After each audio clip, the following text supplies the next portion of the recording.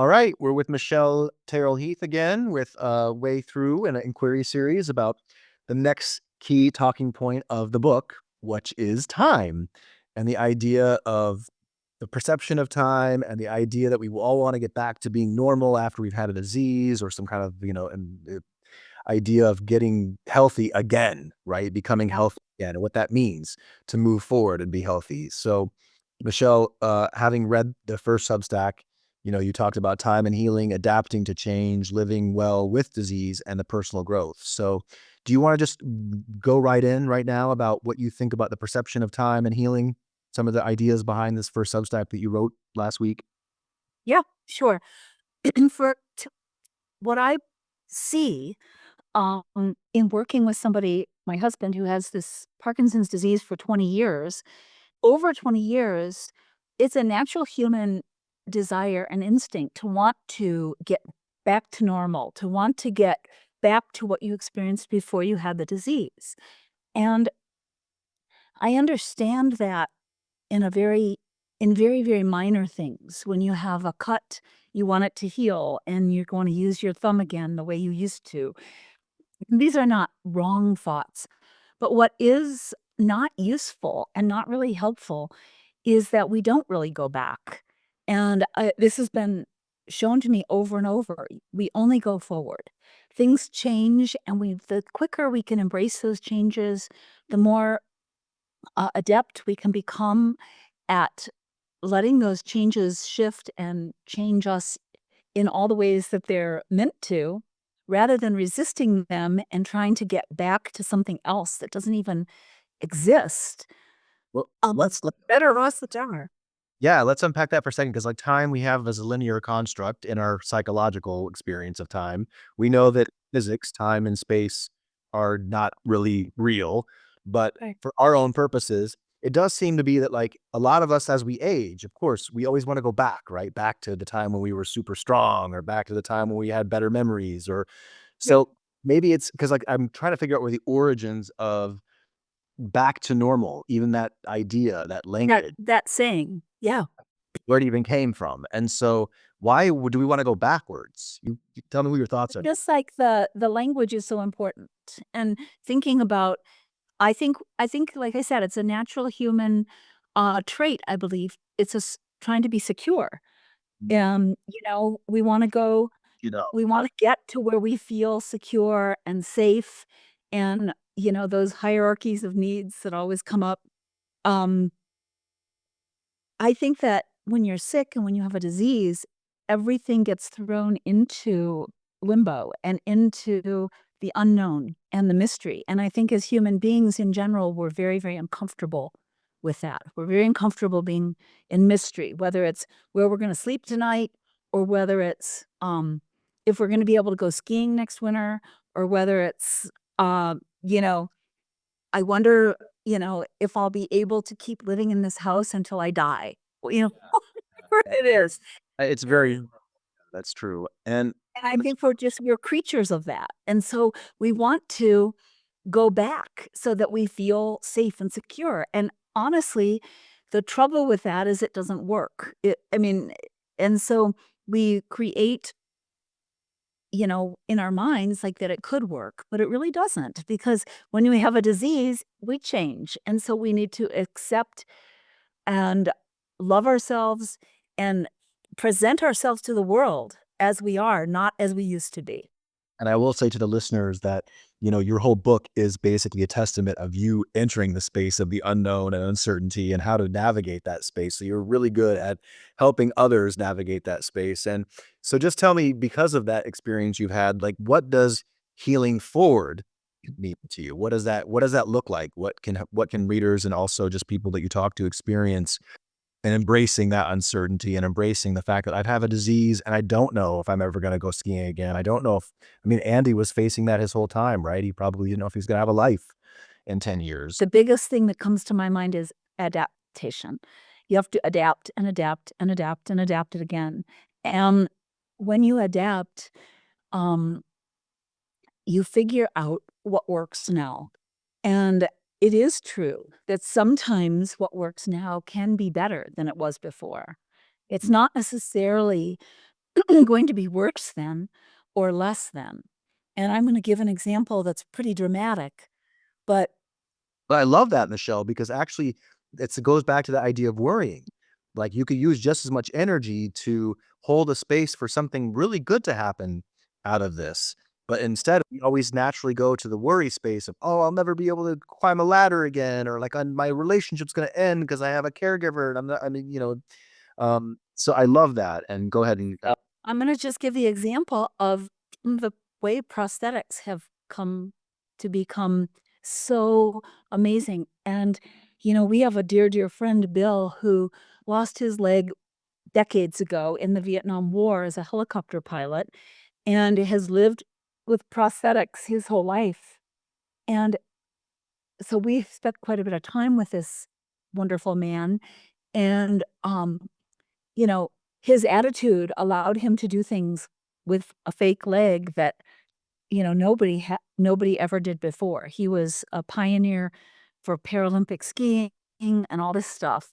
However, now they won't even allow people with prosthetic legs in the Olympics to run with the people with real, like, biological legs because they're so much faster. So it's like they won't even let them come in because they're gonna win every race because these prosthetic legs work so amazing and you're springing them off.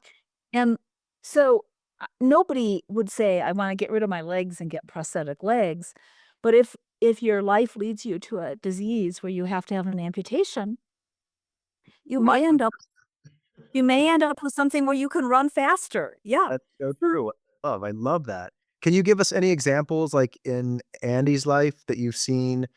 You mentioned like he was reading a lot more. Are there places that you've seen Andy actually embrace this new self that he's gotten better at certain things, even though he's, degraded and has No, he's a man who actually, his whole life, by studying philosophy and just being the crazy kind of minded man that he was born as, he has always had knowing that you can't go backwards.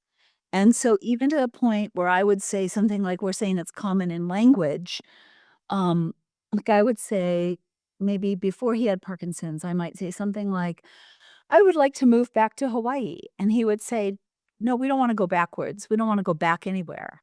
If you wanna go to Hawaii, let's go together now, as we are, now."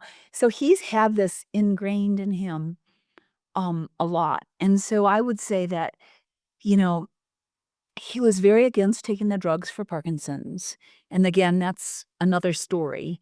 we talked Um, like kind of the last episode too about we've talked about, but he didn't take those drugs, and so he suffered with the symptoms of Parkinson's, where he shook a lot, couldn't do things, and, you know, he never accepted that this would be the way he was gonna live the rest of his life.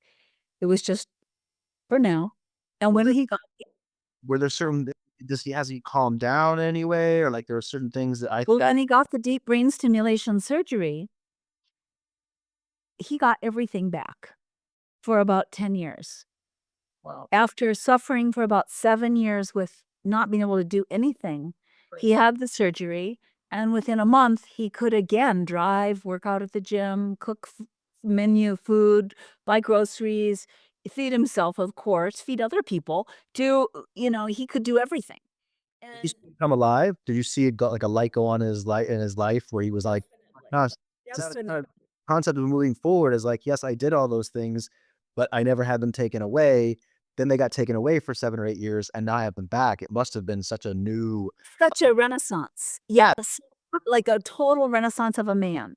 And then the deep brain stimulation actually took away his voice, which is well documented in my book, and so he hasn't been able to speak out loud. He can whisper, but then that's changed everything too, and it's made again, I can't say it's made him better, but it's made him different. And so, he tends to his life is much more about observing and witnessing, and I think that has contributed to him being able to like, we have people for dinner kind of regularly, and when and certain friends will say, "Well, Andy, who isn't able to speak out loud and dominate the conversation anymore, at all, but there would be a conversation going on, and Andy will, like, wave, like, "I need to say something," everyone will get quiet, and he'll whisper, and what he'll whisper happens to be, like, the essence of the whole conversation, Oh, and profound. Oh my and gosh. so profound, and make everybody just go, "Oh, well, we don't need to talk about that anymore." Andy just summarized the whole thing. So, so those are couple examples of moving healing forward. I think we should coin that, healing forward. Healing forward, I love that, let's do it. And so speaking of healing forward, before we just get off on this topic, can you just give caregivers and also people who have been diagnosed with something or had an accident and are also thinking about looking backwards and wanting to get back, can you give them some ideas about how to stay present, how to anchor in this present moment, and how to just be like looking forward to what's coming? Because you might, like you said, amputee, something better might be coming. You might have a renewed lease on life. Your body might get stronger. You might deepen your relationships and your gratitude for things that you took for granted before. Just Yeah. maybe some tips or ideas just for caregivers and people who are suffering about Yep.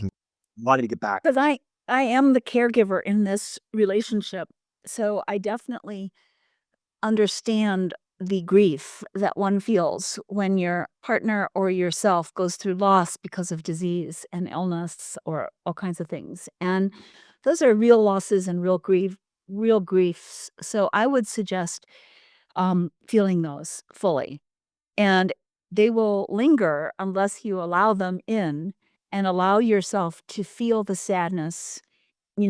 I have had incredible sadness that Andy, isn't able to run or walk with me anymore.